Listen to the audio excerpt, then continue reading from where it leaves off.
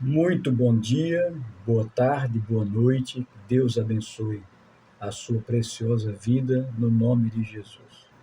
Vamos dar início à disciplina de introdução à filosofia, com o objetivo de passar para todos vocês alunos a melhor compreensão do que é filosofia.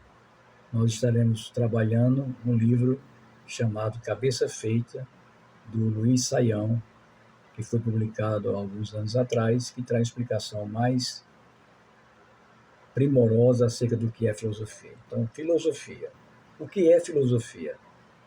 Qual é o entendimento de filosofia? Geralmente, nós evangélicos temos um mau entendimento do que seja filosofia, devido a algumas passagens bíblicas que falam de forma negativa com a filosofia e com razão, porque existe uma boa filosofia e uma má filosofia.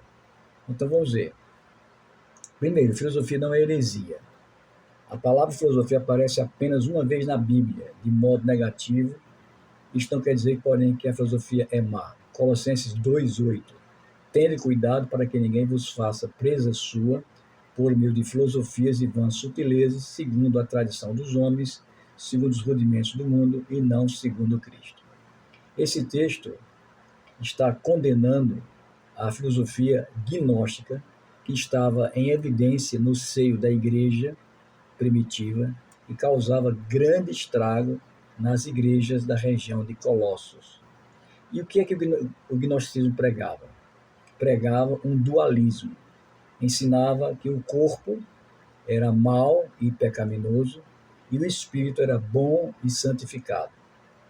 Esse dualismo trouxe grandes prejuízos à igreja cristã, tendo em vista que muitas pessoas ainda hoje pensam nesse dualismo, que o corpo é mau e que o espírito é bom.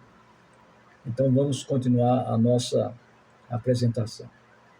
Paulo teve contato com os filósofos gregos em evidência na época em que ele estava em Atenas. Em Atos 17:18 diz assim: E alguns dos filósofos, epicureus e estoicos, contendiam com ele e uns diziam: Que quer dizer este paroleiro? E outros: Parece que é pregador de deuses estranhos, porque lhes anunciava a Jesus e a ressurreição. Então Paulo teve esse contato com os filósofos, duas escolas filosóficas, a escola dos epicureus e dos estoicos, uns que defendiam a bondade do corpo, outros defendiam a maldade do corpo, uns defendiam a maldade da alma e a bondade da alma. E esses homens, alguns deles foram salvos, conforme o texto bíblico relata para todos nós. O que eu quero vos dizer é que em Atenas, Paulo não condena a filosofia. Ele condena a maneira de compreender o que é a filosofia. Então, a filosofia não é hostil à nossa fé, não é contrária à Bíblia e nem tampouco à teologia. É bem verdade que a maioria dos filósofos hoje são hostis à fé cristã, tendo em vista de um pressuposto, uma cosmovisão marxista, materialista e ateia que tem minado os bancos e cátedras de universidades brasileiras e do mundo afora. Mas no passado, a maioria dos filósofos eram homens e mulheres de Deus que conheciam a teologia sistemática, que conheciam a teologia bíblica e que sabia aplicar a filosofia de maneira correta e de maneira compreensível, porque o axioma principal da filosofia é que Deus é um ser infinito e que existe antes de todas as coisas. Para compreendermos a filosofia, nós precisamos conhecer a visão de mundo dos homens. O que é visão de mundo? Visão de mundo é a cosmovisão, onde o homem vai partir para entender todas as coisas baseadas numa filosofia de vida. Cosmos, mundo, visão, ponto de vista do mundo. Quando eu tenho a cosmovisão cristã, eu olho o mundo com os olhos de Deus. Quando eu não tenho uma cosmovisão cristã, eu não olho o mundo com os olhos de Deus e olho o mundo com os meus olhos, olhos materialistas. Então é necessário entender a filosofia para compreendermos a cosmovisão dos homens, saber conhecer suas ideias e apresentar um evangelho bíblico e contextualizado para que possa atingir o homem do século XXI, um homem sem Deus, sem salvação e que necessita da compreensão que Deus existe, que Deus é, não há outro Deus além do Senhor para salvar os homens pecadores, dos quais nós somos o principal, e Paulo dizia: eu sou o principal. Primeiro, como a filosofia é útil? Em primeiro lugar, conhecer nossos sistemas de valores e confrontá-los com o evangelho. Por exemplo, um cristão convicto, ele não pode ser consumista e hedonista. Mais do que vem a ser isso. O sistema de valores é uma cadeia de valores morais, éticos, que os homens valorizam e que colocam acima de todas as coisas. Esse sistema de valores, ele é confrontado pelo Evangelho. Por quê? Um cristão não pode ser um consumista e nem ser um hedonista. Consumista é a pessoa que compra por impulso. Hedonista é a pessoa que valoriza o que é belo e o que é maravilhoso, em detrimento do que não é belo e do que é comum. Então, nós temos que entender que para conhecer o sistema de valores dos homens, eu tenho que apresentar o Evangelho. E o Evangelho vai confrontá-los. Então, uma pessoa hedonista, que tem dificuldade de aceitar o próximo como seu semelhante, como seu igual, ela vai só se valorizar e denegrir as outras pessoas ao seu redor. Ela precisa ser confrontada com o Evangelho, porque o Evangelho é o poder de Deus para a salvação de todo aquele que nele crê. Primeiro do judeu e depois do grego, isto é, abrangendo todos os seres humanos na face da terra. A filosofia nos dá a capacidade crítica de filtrar melhor as ideologias humanas. O que é isso? Quando nós temos a capacidade de examinar tudo e reter o que é bom, nós temos essa capacidade crítica dada por Deus através do nosso raciocínio e através do nosso sistema de valores que nós adquirimos de nossos pais e ao longo da vida por aprendizado e por cognição. É importante compreender que a época em que vivemos deve ser lida à luz da Escritura Sagrada, que já tem profecias acerca dos dias de hoje. Então, a filosofia ela é útil para conhecer o que o homem pensa, o que o homem valoriza, o que o homem entende como melhor, para que o homem possa, alcançado pelo Evangelho, ser confrontado pelo Espírito Santo e o Espírito Santo convencê-lo do pecado, da justiça e do juízo. Então, confronta, o Evangelho confronta, o Evangelho nos dá a capacidade crítica de filtrar quais são as ideologias corretas e compreender o mundo em que nós vivemos. Então, o que é filosofia? Primeira definição de Aristóteles, famoso filósofo dos tempos antigos.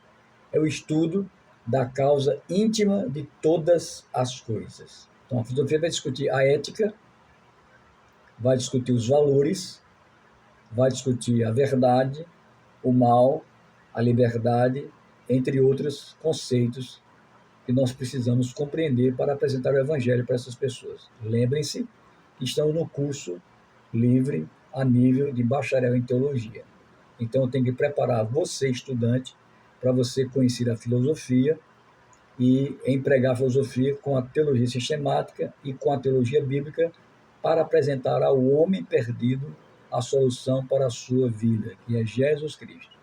E porque se você chegar só com o Evangelho para um filósofo, para um estudante de filosofia, ele vai sair pela tangente de forma facilitada, porque ele vai ignorar os seus axiomas, as suas ideias, os seus pressupostos, a cosmovisão de mundo, e vai levar para outro campo. Quando você entende a filosofia e você começa a evangelizar pela filosofia, chegando a teologia sistemática e apresentando a teologia bíblica, você vai, com certeza, saber dialogar com essa pessoa que despreza o cristianismo. Portanto, diante de tudo isso, a filosofia ela é irmã da teologia, pois nos dá a capacidade de compreender a cultura e a filosofia e a teologia do ambiente bíblico e do ambiente atual do sistema odierno, isto é, do sistema de hoje. Então, teologia e filosofia são irmãs, embora os cientistas que têm sua cosmovisão marxista e materialista já fizeram a separação entre essas duas irmãs. Mas, desde os tempos imemoriais, a filosofia é irmã da teologia. Eu preciso compreender porque o brasileiro é de um jeito e o americano é de outro jeito. Eu preciso compreender os aspectos culturais de um povo em relação a outro povo. Eu preciso compreender a filosofia de mundo de uma pessoa para poder apresentar o evangelho. Lembrem-se, o apóstolo Paulo, quando estava em Atenas, disse: em tudo vos vejo, atenienses, que sois religiosos, mas passando entre seus altares e estátuas, vi um altar dedicado ao Deus desconhecido. É a esse Deus desconhecido que eu prego a salvação em Cristo Jesus. Então, Paulo usou um ponto de contato, tocando na religiosidade grega, a tal ponto que era fanática de desagradar os deuses, que erigiam um altar ao Deus desconhecido, para que eles não faltassem com nenhum Deus na sua adoração. E apresentou um ponto de contato, falando da religiosidade intensa que eles tinham acerca de seus deuses. Então, precisamos compreender os aspectos culturais, filosóficos e teológicos do ambiente bíblico. Então, nós temos que entender que a filosofia não é absoluta. Quando eu digo que a filosofia é absoluta, eu cometo um erro e eu sou ignorante com a filosofia. Porque absoluto só tem uma pessoa, que é o Deus Trino, Deus Pai, Deus Filho e Deus Espírito Santo. Então, esse absolutismo da filosofia é errado e não é conceitualmente correto de acordo com a palavra de Deus. Mas muitos filósofos, em tempos recentes, têm colocado a filosofia como modo absoluto. Não é verdade. Então, o que é filosofia?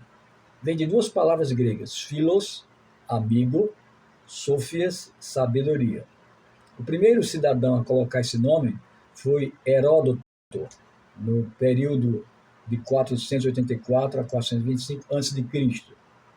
Ele se esforçava para adquirir novos conhecimentos. Então, Heródoto é o primeiro cidadão que fala nas duas palavras, filosofia, amigo da sabedoria. Já o filósofo Cícero afirma que Pitágoras foi o primeiro a criar o substantivo filosofia. Então há uma incongruência aí. Foi Heródoto ou foi Pitágoras?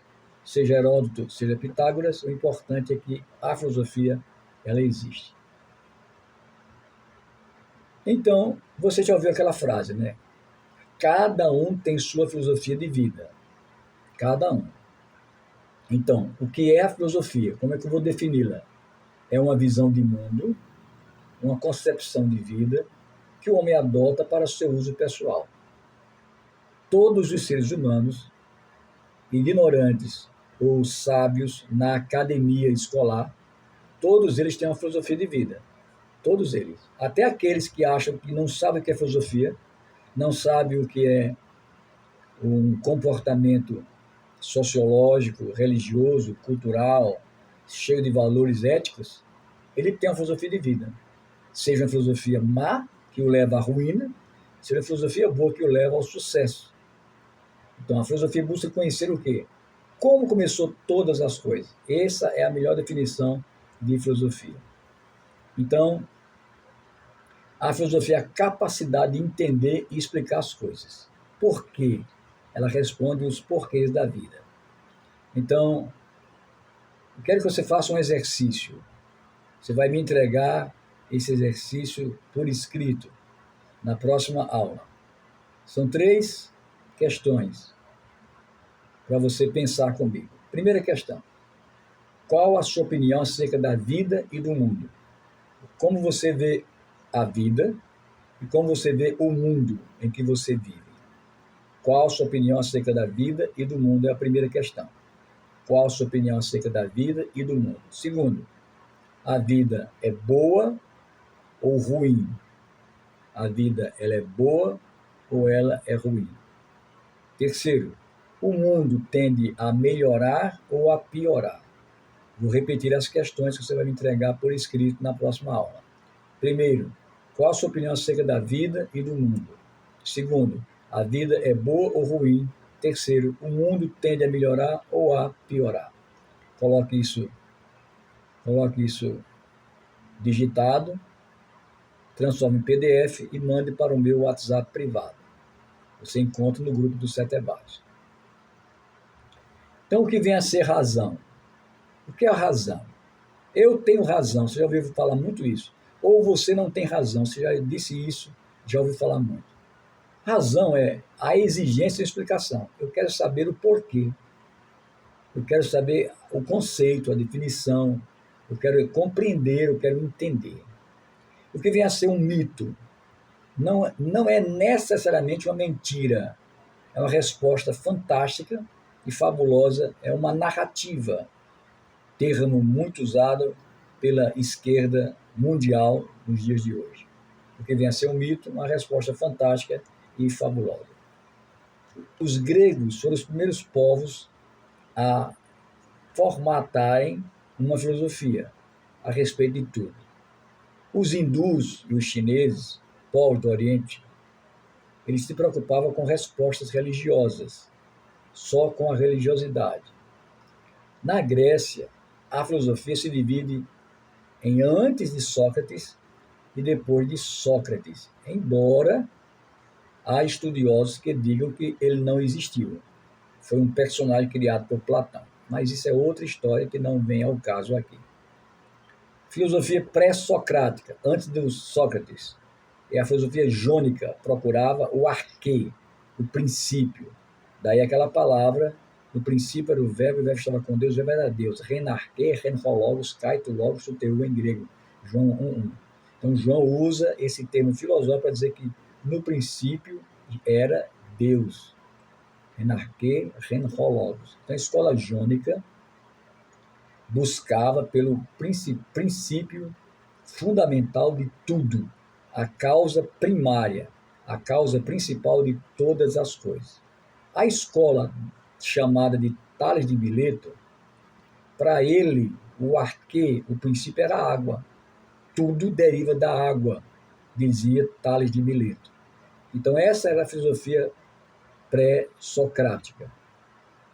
Que tem mais, Anaximandro buscava o rapeiron, que envolvia os mundos, a substância vital que envolvia os mundos.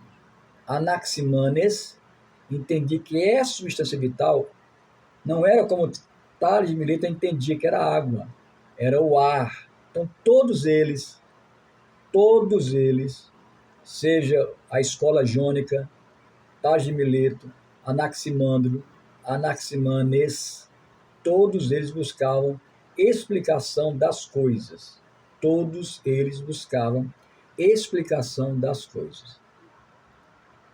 Depois vieram Pitágoras, que era matemático, e ele entendia que Deus criou as almas, e ele foi o primeiro a dar a ideia da reencarnação, que é tão ferozmente combatida pela Escritura Sagrada. Demócrito dizia que tudo foi criado pelos átomos. Daí a palavra átomo, a é o não, tomos é divisível, só existe o átomo e o vácuo. A ideia de Demócrito, tudo que existe é criado por átomos, e pode ser dividido. Então existe átomo e vácuo. Heráclito, ele era muito bruto, e ele queria enforcar os efésios porque os achavam burros, segundo ele, o devir, isto é, as transformações é a lei do universo. Então ele dizia o seguinte, ó, existem processos e não coisas. Tudo está em movimento. Se tudo está em movimento, para onde o movimento vai levar as coisas? Por exemplo, a maçã e a decomposição. É interessante você perceber esta verdade da palavra de Deus, que a maçã se decompõe e é a transforma de milhares de maçãs através da semente de forma exponencial. Uma maçã, ela se decompõe, fica no solo, decomposta, a semente vai entrar no solo e ela vai dar uma macieira que vai produzir várias maçãs. Várias maçãs. Outros filósofos pré-socráticos, Empedocles, cria-nos quatro elementos fundamentais do ser: a água, o ar, o fogo e a terra. E aí você vai lembrar daqueles filmes da década de 80, década de 90, que em busca da pedra filosofal, que era unir a água, o ar, o fogo e a terra e criar um minério que desse poder às pessoas. É uma viagem muito esquisita. Anaxágoras dizia que tudo resultava na combinação do nous, que é espírito, que é o princípio da ordem, com a homeorias, que é a parte elementar que forma o conjunto das coisas. Homeomerias é a parte elementar que forma o conjunto das coisas. Parmênides dizia que a realidade é o ser, e o ser é intemporal, e toda mudança é ilusória, ser ou não ser. Então, todos esses filósofos que nós vimos até agora são filósofos chamados pré-socráticos, antes de Sócrates. A escola jônica, vou repetir, buscava o princípio universal. Para Tales de Mileto, o princípio universal era a água. Para Anaximandro, era uma substância que envolvia os mundos. Para Anaximenes, a substância vital era o ar e não a água, como Tales de Mileto afirmava. Pitágoras, matemático, ele dizia que Deus criou a ideia onde as almas eram criadas e colocadas nos seres humanos e nos animais. Daí a doutrina espírita kardecista, que vem dos hindus, que era a doutrina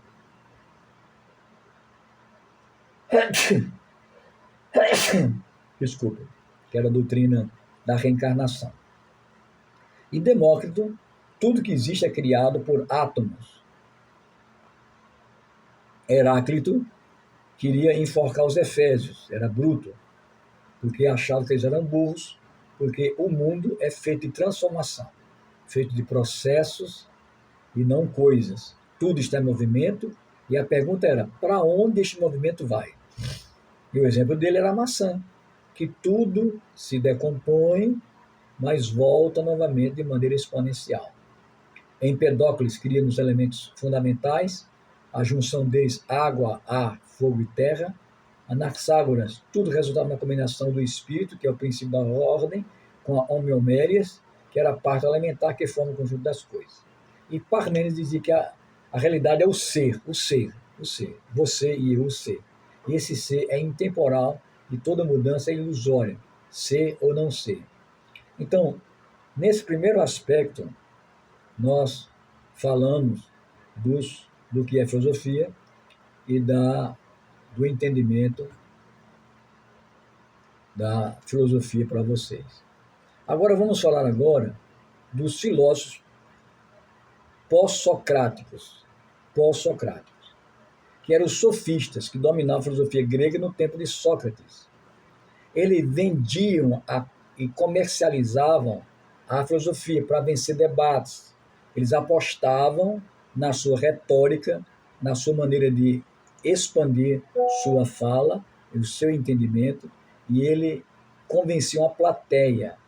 E eles ganhavam disputas judiciais, e Protágoras foi o principal sofista. Os sofistas eram pessoas que discutiam só para ganhar. E aí você vê hoje em dia muita gente se acha sofista, né? Discutia só para ganhar. Então esse entendimento era o entendimento dos sofistas. Vamos falar de Sócrates. Quem era esse cidadão? Era um cidadão que criava a filosofia chamada de maiêutica, que é o parto das ideias. Ele levava as pessoas a pensarem por si própria e de forma racional definir suas conclusões acerca de pensar bastante e entender que ele poderia extrair muito além do que ele poderia pensar. Então, é parir as ideias e levar as pessoas a pensarem. Como era esse par? Era através da análise. Podemos conhecer tudo, podemos conhecer até nós mesmos, e esse é o entendimento que ainda hoje vigora. E você faz uma análise da sua vida, do seu ser e do que você pretende alcançar. Ele foi condenado à morte porque ele foi acusado de corromper a juventude, levar a juventude a pensar, foi acusado de ser ateu contra os deuses gregos e foi condenado por cicuta, para ser envenenado porque corrompia a juventude. Platão, esse é o filósofo mais notório, porque, segundo estudiosos, como eu disse anteriormente no começo da aula, Sócrates parece que, abre aspas, fecha aspas, não existiu. E Platão foi o que levou à existência de Sócrates. Como? A ideia de Sócrates. Mas isso não vem ao caso. O importante é estudar ele. Quem é ele? Ele influenciou a filosofia ocidental. Toda a tradição greco-romana que nós temos, da jurídica, da filosofia, vem da Grécia e vem de Roma. Na sua obra famosa, A República, é um grande livro, ele escreve suas ideias e ele diz que a política deve buscar o bem comum. E aí, quando fala de política, é política mesmo, como você entende. Que muitos cristãos têm reticências contra a política. Os políticos colocaram isso nos brasileiros para abominar a política, ter ódio de política e ser dominado por aqueles que gostam da política. Ele não era um democrata, Platão. Ele era um teórico bem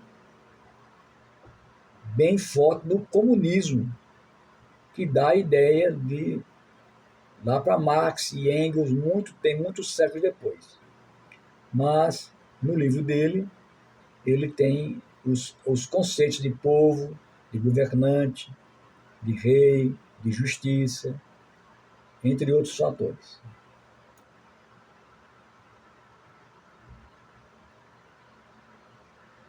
No texto da República, Platão cria um diálogo com Sócrates e um jovem chamado Glauco. E Sócrates pede para que Glauco imagine um grupo de pessoas que viviam numa grande caverna, com seus braços, pernas e pescoços presos por correntes e voltados para a parede que ficava no fundo da caverna. Atrás dessas pessoas existia uma grande fogueira e outros indivíduos transportavam objetos que tinham as suas sombras projetadas na parede da caverna, onde os prisioneiros ficavam observando. Então havia uma grande caverna, onde as pessoas estavam acorrentadas pelos pés, braços e pescoço, de costas para a entrada da caverna e de frente para a parede da caverna. Atrás dessas pessoas tinha uma fogueira e outros indivíduos transportavam objetos e esses caminhar para lá e para cá projetavam sombras na parede da caverna onde os prisioneiros ficavam observando. Certa vez, uma dessas pessoas presa na caverna se libertou das correntes e sai para o mundo exterior. A princípio, a luz do sol encandeia ela e ela sai para ver a diversidade das cores, da beleza do mundo exterior e ela volta para a caverna assustada. No entanto, com o tempo, ela acabou por se admirar com as inúmeras novidades descobertas que fez. Assim, tomado por compaixão, decide voltar para a caverna e compartilhar com os outros prisioneiros a beleza do mundo exterior. As pessoas que estavam na caverna, porém, não acreditaram naquilo que o prisioneiro estava contando. Não creram em hipótese alguma. E assim os prisioneiros mataram aquele cidadão que acabou admirado com o mundo exterior. O que é que esse mito da caverna afirma? Afirma o seguinte: a caverna simboliza o mundo onde todos nós vivemos. As sombras projetadas em seu interior representam a falsidade dos sentidos, enquanto as correntes significam os preconceitos, as opiniões que aprisionam os seres humanos e a ignorância ao senso comum. E Platão descreve essa importância do senso crítico e da razão para você se libertar das correntes. Daí o Evangelho de João 8,32: conhecereis a verdade e a verdade vos libertará.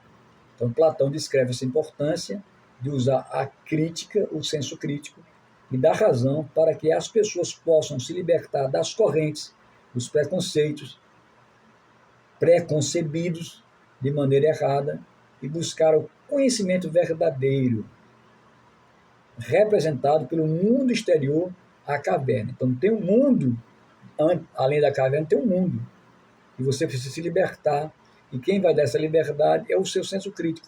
Nós sabemos que quem nos liberta do pecado, da justiça e do juízo é o Senhor Jesus. Conhecereis a verdade e a verdade vos libertará. Em todos os âmbitos e segmentos da sociedade humana, a verdade é ela quem nos liberta. E essa verdade é personificada na pessoa de Jesus, nosso Senhor.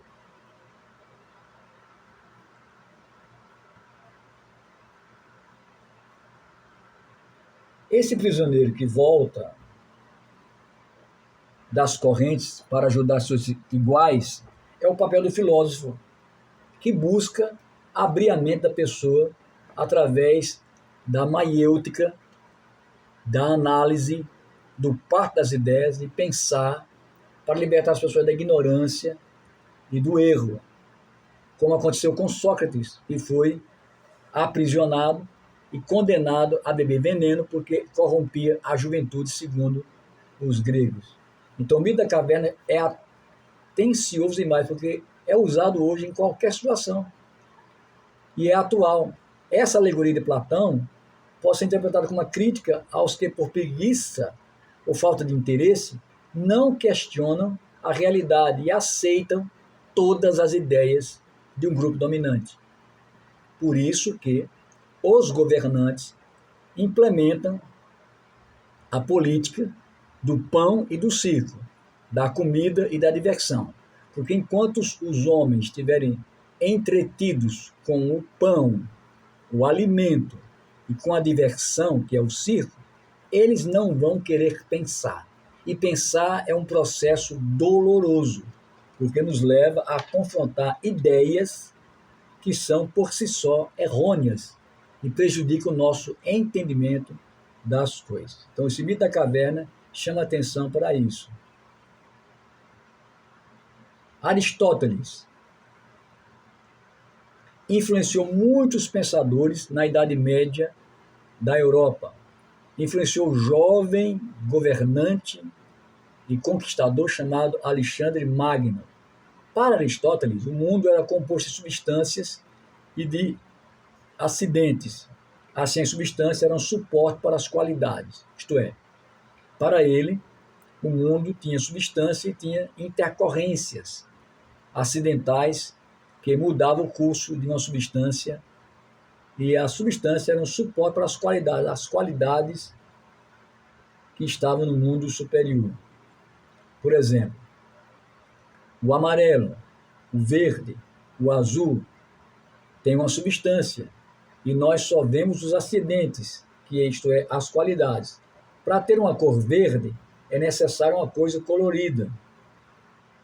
Para ter uma cadeira é necessário ter uma ideia do que é uma cadeira.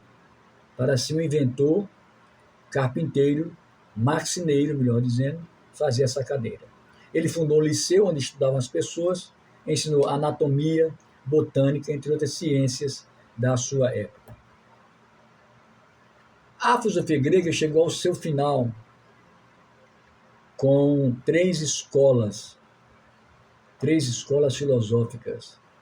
Os epicureus, ou epicurismo, que era viver de melhor forma sem se preocupar com nada, de maneira prazerosa, de maneira imoral, de maneira deslavada. O estoicismo, que daí vem os estoicos, já entendiam que a vontade devia ser submetida à natureza, à virtude. Submetida à natureza e seria virtude. Você conter suas paixões, conter seus impulsos, conter sua raiva, conter sua ira, conter seu prazer e viver de maneira bem resoluta. Enquanto os epicureus se entregavam ao prazer, os estoicos se entregavam à virtude, que é segurar o prazer. O cinismo, que era outra escola, era intransigente. Diógenes foi um grande expoente do cinismo. Quem era Diógenes? Era um cidadão que andava nas ruas ao meio-dia com a vela acesa, com a lanterna acesa, procurando um homem de valor. Ele andava com a lanterna e dizia: eu procuro um homem de valor. E é interessante você perceber que o mundo de hoje vive dessa maneira, dessas três escolas aqui. Os epicureus se entregam aos prazeres da carne, os estoicos vivem pela virtude, pelo poder de subjugar os prazeres da carne, e o cinismo, que procuravam as pessoas verdadeiras, homens de valor, para que pudessem ser alcançados pela filosofia. O que é que nós aprendemos aqui? Duas conclusões. Primeira, o mundo que vemos não é verdadeiro mundo. Não é. Precisamos entender esse mundo. Precisamos compreender esse mundo. A Bíblia diz que o mundo jaz no maligno. O sistema filosófico do mundo hoje é contra Deus e contra os valores cristãos exarados nas Sagradas Escrituras. Você no seu trabalho, você na sua vizinhança, na sua própria família, às vezes até na sua própria igreja, você não percebe que há um outro mundo sendo disputado ali. O inimigo quer colocar sorrateiramente uma ideia equivocada do que são as coisas para vencer e dominar você. É só lembrar da tentação de Jesus no deserto. O inimigo ofereceu poder miraculoso para Jesus saltar do pináculo do templo e os anjos segurarem em suas mãos. Ofereceu que ele transformasse as pedras em pães, a questão da fome, e ofereceu os reinos do mundo para que ele fosse o governante de tudo, dizendo que tudo já era dele. E Cristo repreendeu ele pela palavra de Deus. Outra coisa, o mundo real é outro que a razão deve dizer qual seja, partindo de argumentos sólidos e naturais. Então, por que a filosofia é importante?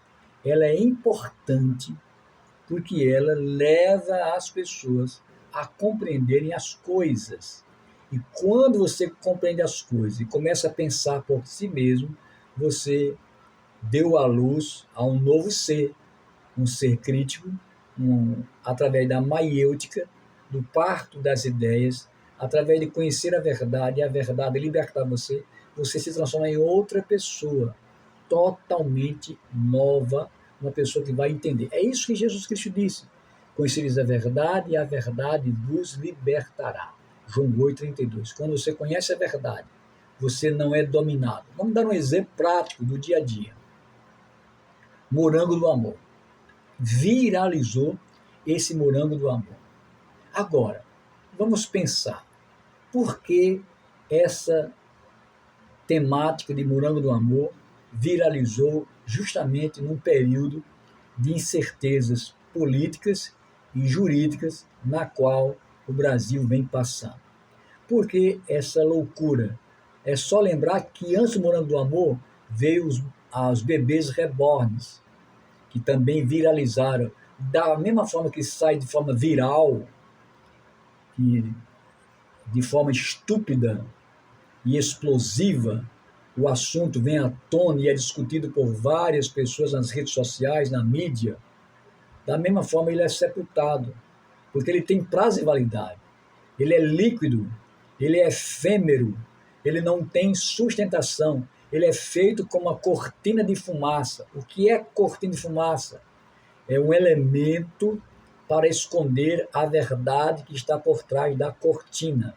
Então, a cortina esconde uma parede suja, por exemplo, uma parede mal pintada, uma parede não rebocada, uma cortina de tecido. Uma cortina de fumaça eram bombas que eram jogadas no Atlântico e no Pacífico para esconder, bomba de fumaça para esconder os navios de guerra da Segunda Guerra Mundial que estavam ali ancorados para atacar quando tivesse pronto. Então, tudo isso é cortina de fumaça para tirar você do âmago das coisas. O que está acontecendo no nosso país, o que está acontecendo com os artistas, o que está acontecendo com a política, o que está acontecendo com o povo, o que está acontecendo com os militares, o que está acontecendo com as ideias, porque o Congresso não faz isso, porque ele deixa de fazer aquilo, porque o Senado não faz isso, porque ele deixa de fazer aquilo. Então, tudo isso. E vai surgir sempre viralizações contínuas e vão subir e vão despencar. O negócio do morango do amor foi tão sério que aumentou o preço do morango. Vai gerar e gerou insatisfação. E ao mesmo tempo que isso se torna viral, isso se torna abusivo. As pessoas começam a pensar que isso não era o ideal. Por quê? Lembrem-se que a nação quer que você fique enquadrado em duas situações. Quais situações, professor? A do pão e a do circo. A do pão e a do circo. É isso que eles querem que você entenda. Pão e circo. Pão, alimentação, diversão. Por exemplo, pode olhar a televisão, que já está se acabando. Ela não acabou ainda por causa da internet, porque você usa a televisão hoje para ver mais internet do que TV aberta. Mas olha o que tem na televisão. Programas de fazer comida, programas de conhecimento, no sentido de conhecimento básico, acerta ou caia, esse conhecimento básico, o que é lamparina, o que é lapiseira, coisas básicas que não vai agregar valor para você. Música, respostas prontas, show do milhão, filmes, vários segmentos de filmes, filme de terror, filme romântico, filme dramático, filme histórico. Então, toda a televisão, toda a mídia é para o seu prazer. Você pode olhar, você pode ligar o Jornal Nacional, o Jornal da Record, o Jornal da Band. Eles não contam tudo. Eles não noticiam tudo. Porque também seria impossível noticiar tudo. Mas eles poderiam pegar as coisas importantes para as pessoas. Mas só colocam coisas a seu bel prazer. A sua edição, a sua editorial, melhor dizendo, tem um objetivo de fazer com que você não conheça as coisas. E quando conhecer, conheça de modo enviesado. O que é de modo enviesado? De modo que você só vê um lado, você não vê os dois lados. Pode observar. O pior jornal que existe é o Jornal Nacional, porque ele não leva você a questionar. Ele não leva você a pensar. Ele vomita na sua cabeça a notícia. O Jornal da Record também vai para a mesma linha. O Jornal da Band ainda tem um criticismo ali e acolá muito tímido. Porque qual é o papel do jornal? Vamos dar um exemplo. Vamos dar um exemplo bem clássico, um exemplo bem forte. Liberdade de expressão. Podemos ser livres de falarmos o que quisermos, dar sua opinião, ou a opinião livre é um perigo para a democracia, é um perigo para as autoridades, é um perigo. Quem quer manter a liberdade de expressão vigiada? Quem quer? Não é o povo. O povo no botequim, na esquina, na rua, o povo fala o que ele quer, o que ele pensa. Isso não pode ser criminalizado, mas querem criminalizar para que você não tenha a sua ideia formada. Porque se eu estou num bar, eu não frequento bar, ou num restaurante, ou numa praça, ou numa rua, na vizinhança, e começa a falar de um assunto, todas as pessoas dão sua opinião. e essas opiniões são respeitadas demais. Podem ser condenadas, podem ser ridicularizadas, mas ela é ouvida. Ninguém diz, ei, pare de falar nisso. Mas a mídia, o mainstream da televisão e do rádio não quer que você pense por si só, não quer que você faça essa maiêutica, esse parto de ideias, esse parto de pensamento que você, ele quer que você fique na caverna, mas tem que sair da caverna para descobrir um mundo belo e verdadeiro que está do outro lado e um mundo odioso e revoltante também que está lá do outro lado. Tem que descobrir a verdade. Meu objetivo como professor é levar você a questionar não a palavra de Deus, mas os sistemas filosóficos do mundo e religiosos. Você pode questionar. O nosso amparo legal é a Bíblia Sagrada, que tem a última palavra, que é a palavra de Deus. Mas você pode muito bem tomar esse questionamento para todas as coisas. Então, por que querem calar a nossa liberdade de expressão? Somente os regimes de exceção fazem isso. Socialismo, comunismo, proíbe você de falar o que você pensa. Por exemplo, a China, de economia capitalista e de república socialista, ela abriu o mercado de capitais, ela obrigou agora que todas as igrejas cristãs e de outras religiões devem louvar o líder comunista e os ideais comunistas antes de começar o culto. Por quê? Essa loucura de prejudicar a igreja? Porque a igreja cristã prega o axioma mais lindo que já ouvi.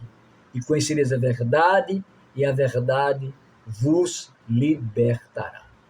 Então, o mundo que vemos não é o verdadeiro mundo. Você tem que sair da caverna através da razão, da observação, da análise, partindo de argumentos sólidos, argumentos naturais, argumentos teológicos, filosóficos, e entender que o mundo é outra coisa quando você começa a olhar com os olhos da filosofia. Você começa a parir as ideias. Você vai ter essa percepção muito interessante. Então, governos não querem que você pense por si só. Religiões, muitas vezes, não querem que você pense por si só. Por que a Igreja Católica proíbe a Bíblia? Proibiu a Bíblia no passado. E ela incentiva a leitura bíblica hoje? Não. Porque tem padre na internet mandando você queimar Bíblias protestantes, herege. Qual o medo de queimar a Bíblia protestante? Do católico ler e conhecer que idolatria é pecado, oração pelos mortos é espiritismo, adorar Maria é espiritismo. Esse é o medo. Então você tem que começar a pensar por si só. João 8,32. E conhecer a verdade, e a verdade vos libertará.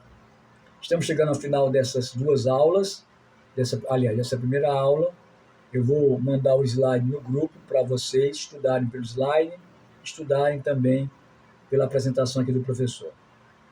Eu passei uma tarefa para vocês e vocês devem fazer essa tarefa de maneira sábia. Vou repetir a tarefa para você.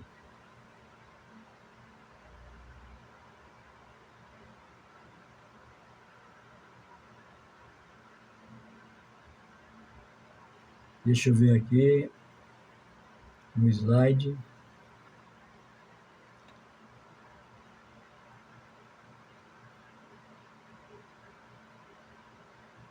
Muito bem.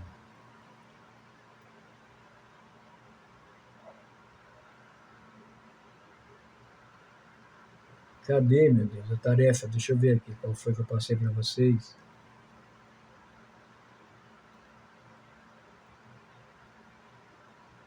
Eu falei nisso no início da aula.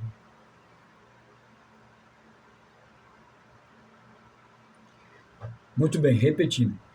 Escreva digite, coloque em PDF, mande para mim no meu privado. O grupo está fechado para somente professores e a direção do seminário colocar mensagem. Por quê? Muitos alunos não obedeciam e colocavam postagem de igreja, essas coisas. E o ambiente nosso é para estudo, ok? Primeira tarefa, qual a sua opinião acerca da vida e do mundo? Segundo, a vida é boa ou ruim? Terceiro, o mundo tende a melhorar ou a piorar? Escreva isso, digite, coloque em PDF e mande para mim até a próxima terça-feira. Todas as minhas aulas serão gravadas, ok?